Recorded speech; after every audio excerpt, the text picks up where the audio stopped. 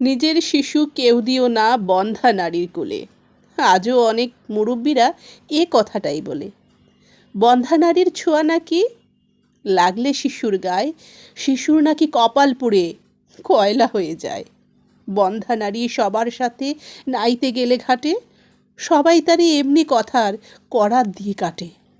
সমাজ তাদের সঙ্গে করে বৈরী আচরণ, তাদের নামে লাগায় নানান বিশ্রী বিশ্লেষণ। কেউ তাদেরকে বন্ধ্যা বলে অপয়া, কেউ কয় অলক্ষণে বলে ও তাদের দিব্যি ডাকা হয়। ঘুণে ধরা সমাজ তাদের দেয় না কোনো ছাড়, তাহার প্রতি হয় না সদয় তাহারে পরিবার। কথায় কথায় খোঁটা মারে ননদ জ্যাঠুস, যা সঙ্গীটাও মরার উপর মারে খাড়ার ঘা।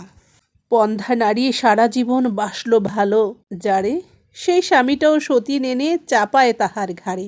এ সংসারে কেউ বোঝে না এই নারীর রোগ, রোগের লাগি নারী কেন সইবে রে দুর্ভোগ। সমাজের এই নিরপরাধ ভুক্তভোগীর দল সইবে কেন তিক্ত কথার তপ্ত দাবানল। সদাই যে চোখ অশ্রু ঝরায় মা না হওয়ার শোকে, সমাজ কেন হুল ফুটাবে ওই পোড়া দুই চোখে।